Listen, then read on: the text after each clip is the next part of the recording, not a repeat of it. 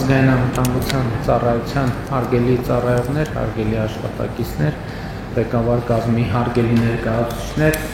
այսօր այստեղ եմ ներկայացնելու ազգային անվտանգության ծառայության նորանշանակ տնօրեն Անդրանիկ Սիմոնյանին եւ շնորհակալություն հայտնելու Արմեն Աբազյանին ազգային անվտանգության ծառայության տնօրենի պաշտոնում իր կատարած աշխատանքի եւ մատուցած ծառայությունների համար պարոն Աբազյանը ազգային անվտանգության ծառայության տնօրենի պաշտոնը զբաղեցրել է ավելի քան 4.5 տարի եւ իմ վարչապետության օրոք ամենաերկար պաշտոնավարած տնօրենն է եւ կարծում եմ այս ընթացքում ազգային անվտանգության ծառայությունը վերափոխումների բարեփոխումների բավականին լուրջ գործընթաց է անցել եւ նաեւ ձևակերպվել եւ ձևավորվել է ազգային անվտանգության ծառայության հետագա զարգացման ռազմավարության առնվազն նախագիծը, որը առաջիկայում մենք սահմանված կարգով նաեւ կընդունենք եւ կապահովենք ծառայության հետագա ընթացքը եւ զարգացումը եւ ես նախ ուզում եմ ձայնը տալ Պարոն Աբազյանին, համեցեք պարոն Աբազյան։ Շնորհակալություն, մեծարգո վարչապետ, հարգելի գործընկերներ։ Պարոն Սիմոնյան, շնորհավորում եմ ձեզ ԱԱԾ-տնօրենի պաշտոնում նշանակվելու կապակցությամբ, ցանկանում եմ հաջողություններ, մաղթում եմ բարի ծառայություն իշա Հայաստանի Հանրապետության։ Պարոն վարչապետ, շնորհակալություն եմ հայտնում ձեզ այս բարդ ժամանակահատվածում ցուցաբերած վստահության համար։ Մենք բոլորս գիտենք այս տարիներին կատարած աշխատանքի եւ արդյունավետության, ինչպես նաեւ մեր ունեցած փաստորումների մասին։ Չեմ ուզում անդրադառնալ կատարված աշխատանքներին, հույս եմ հայտնում, որ ազգային անվտանգության ծառայությունը նույն բարեփոխությամբ, նույն ոգով շարունակելու է ծառայությունը Հայաստանի Հանրապետության ամրապնդման, բարօրության եւ ամրապնդման գործում։ Հարգելի գործընկերներ, շնորհակալություն եմ հայտնում ձեզ այս բարդ մարտահրավերներով լի տարիներին միասին անցած ճանապարհի համար։ Ձեր ծանր եւ պատասխանատու աշխատանքում մաղթում եմ բարի ծառայություն։ Շնորհակալ եմ։ Շնորհակալ եմ պարոն Աբազյան, հարգելի գործընկերներ, ըստ էության Անդրանիկ Սիմոնյանը նույնպես նոր մարդ չէ արդեն ազգային անվտանգության ծառայությունում, արդեն ավելի քան 4 տարի նա մինչ այս զբաղեցնում էր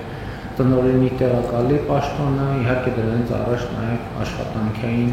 գործունեությունը ծավալել է իրավապահ համակարգում եւ նաև տնօրենի տեղակալ նշանակվելուց առաջ եղել է առաջին ատյանի դատավոր Պարոն Սիմոնյան, խնդրեմ ձեզ եմ տալիս ձայնը։ Շնորհակալություն, Հայաստանի Հանրապետության մեծարգո վարչապետ, հարգելի պարոն Աբազյան, գործընկերներ, նախ ցանկանում եմ շնորհակալություն հայտնել Հայաստանի Հանրապետության վարչապետին նման պատասխանատու պաշտոնում ինձ նշանակելու համար։ Գիտակցելով պատասխանատվության ողջ էությունը, ցանկանում եմ նաև փաստել, որ միաժամանակ մեծագույն պատիվ է հատուկ ծառայության ղեկավարի պաշտոնում ծառայել Հայաստանի Հանրապետությանը եւ Հայաստանի Հանրապետության քաղաքացիներին։ Մեծարգո վարչապետ, վստահեցնում եմ ձեզ, որ ծառայության պրոֆեսիոնալ անձնակազմի հետ համախոհությամբ կատարելու ենք օրենսդրությամբ մեր առջև դրված բոլոր խնդիրները։ Հարգելի պարոն վարչապետ, ձեր թույլտվությամբ ցանկանում եմ շնորհակալություն հայտնել պարոն Աբազյանին նախորդ շրջանում Հայաստանի Հանրապետությանը բերած իր ծառայությունների համար, միևնույն ժամանակ նշելով, որ ինքիվս այլոց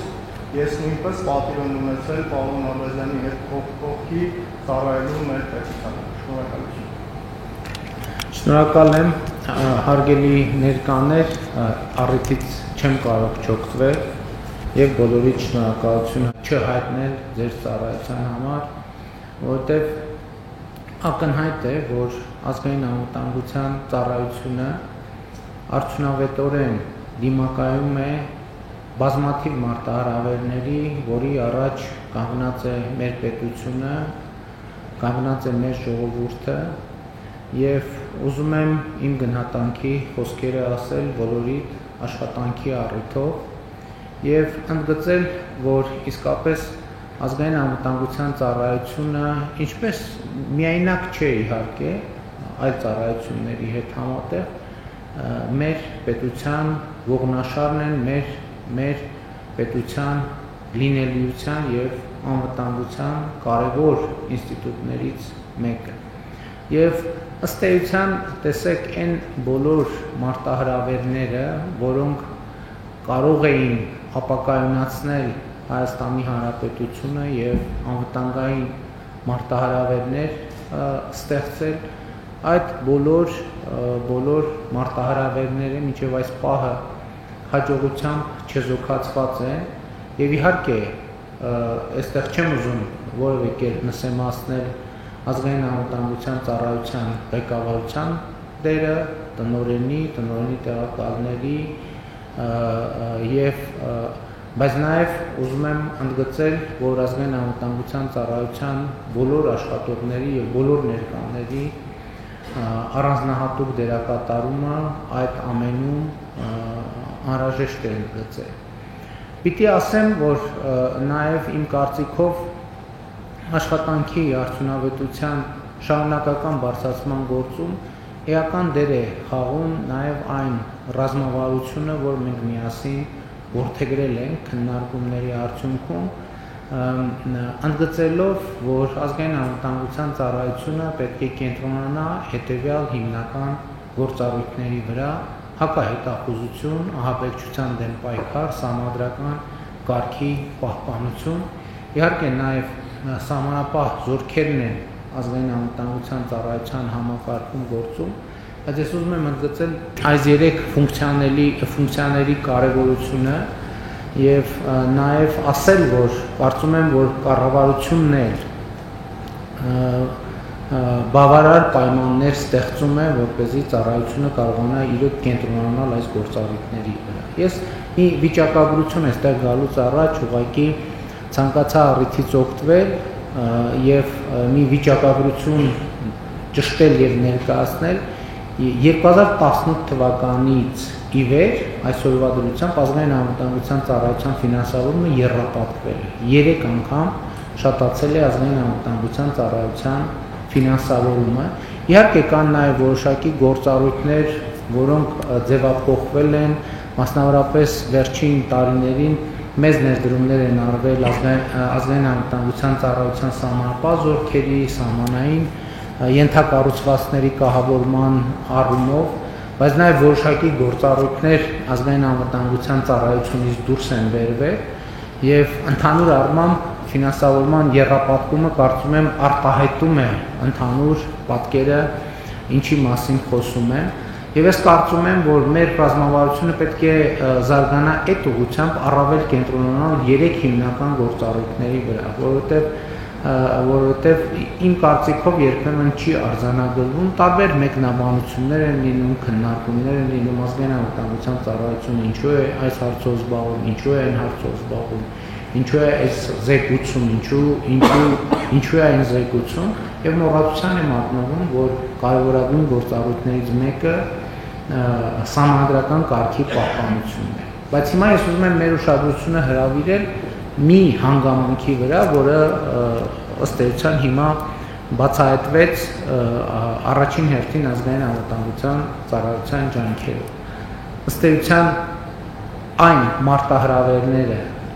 որոնց մենք հիմա առերեսվում ենք, իրենք հիբրիդային մարտահրավերներ են, իրենք ունեն եւ ահաբեկչության հատկանիշներ, եւ սահմանադրական կարգի խախտման հատկանիշներ, եւ հակահետախուզական բնույթի հատկանիշներ։ Եվ ես կուզենայի, որ աշխարհում հիմա շատ է քննարկվում բոլոր երկրներում հիբրիդային սպառնալիքների համակարգը եւ ես կուզենայի, որ մենք այս 3 գործառույթների կատարման համատեքստում մեր ընկալումները նույնպես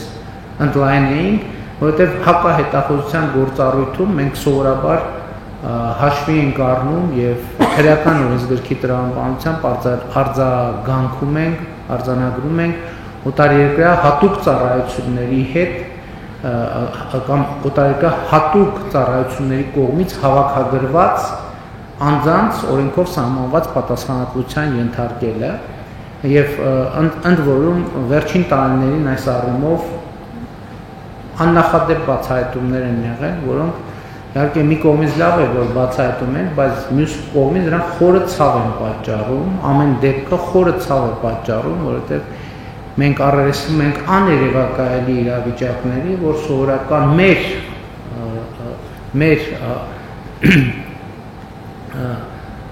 սովորական ընկալումների տրամաբանության մեջ չի տեղավորվում։ Բայց վերջին տարիներին մենք սկսել ենք աշխատել եւ ավելի լուրջ պետք է աշխատենք մի նոր, ոչ թե նոր, այլ թարմացված ինստիտուտի, ազդեցության գործակալների ինստիտուտի վրա, որտեղ չնայած քրեական օրենսգրքով ձևակերպված հատկանիշները գուցե չեն արտահայտվում, բայց պիտի նաև այս գործունեության ձևին նկատմամբ մենք կոնկրետ վերաբերմունք արտահայտելու հնարավորություն ունենանք, որովհետև ըստ էության երբեմն սա առավել վտանգավոր դրսևորումներ է ունենում, որովհետև հարվածի կենտրոնում պահում է Հայաստանի Հանրապետության անկախությունը, ինքնիշխանությունը եւ սա շատ վտանգավոր գործառույթ է։ Նկատի ունեմ, եթե օրինակ օտարերկրյա հատուկ ծառայությունների կողմից հավաքագրվող անձինք հենց ուղիղ շատ հաճախ անվտանգային սպառնալիքներ են ստեղծում, այսինքն գաղտնի տեղեկություններ փոխանցելու օտարերկրյա հատուկ ծառայությունների ազդեցության գործակալների համակարգը հիբրիդային սպառնալիքների համատեքստում թիրախավորում է մեր պետությունը, մեր ինքնիշխանությունը, մեր ինքնուրույնությունը, որը ընդ որում արտահայտվում է Հայաստանի Հանրապետության քաղաքացիների սեփական երկրի ճակատագիրը որոշելու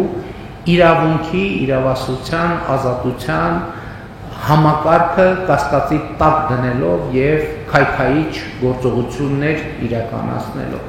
Մեր երկրում այսօր տեսեք երևույթներ կան, որ ընդ որում մենք այդ երևույթները շարունակաբար հանդուրժում ենք, բայց աշխարհի ուրիշ ոչ մի երկրում նման բան չի հանդուրժվի։ Ասենք օրինակ Հայաստանի Հանրապետության քաղաքացիություն չունեցող անձինք Հայաստանի Հանրապետությունում կարող են քաղաքական գործունեություն ծավալել։ Ընդ որում ամենառադիկալ հայացքներ արտահայտելով։ Մենք պետք է ունենանք մեխանիզմներ, անհրաժեշտության դեպքում օրենսդրության փոփոխություններ անենք այդ դեպքերում արձագանքելու համար։ Հիմա պատկերացրեք Հայաստանի Հանրապետության քաղաքացի ենթադրենք որևէ երկրում, որևէ օտար երկրում, այլ երկրում քաղաքական գործունեություն ծավալի, սկսի հանրային կարծիքի հետ աշխատել, ընդ որում օգտագործելով բոլոր հնարավոր գործիքները, թույլատրելի եւ անթույլատրելի մեթոդները, թույլատրելի եւ անթույլատրելի բառապաշար, դա ոչ, այսինքն չկա տես նախադեպ ընդհանրապես։ Ոչ մի երկրում ուղղակի չի կարող այդպիսի բան լինել եւ բնել։ Բայց ես չեմ հասկանում, ո՞նց կան Հայաստանի Հանրապետության քաղաքացիություն չունեցող անձինք Հայաստանի Հանրապետությունում քաղաքական գործունեություն ծավալել։ Հայաստանի Հանրապետության քաղաքացիներին շուտ կոչերով հանդես գան, տարբեր գործողություններ անելով, սահմանադրական կարգը տապալելու ուղղված կոչեր հնչեցնեն եւ այլն եւ այդպես շարունակ։ Սա աներևակայելի եւ անթույլատրելի բան է եւ ես որպես Հայաստանի Հանրապետության վարչապետ չեմ կարող նման բան հանդուրժել։ Ընդ որում էլի վերջին շրջանի իրադարձությունների համատեքստում գիտեք ընդհանուր առմամբ շատ է լինում եւ հաճախ է պատահում, որ մեզ մեղադրում են բավարար կամք եւ բավարար խստություն չունենալու մեջ։ Ես այդ մեղադրանքները երբեք չեմ կիսել,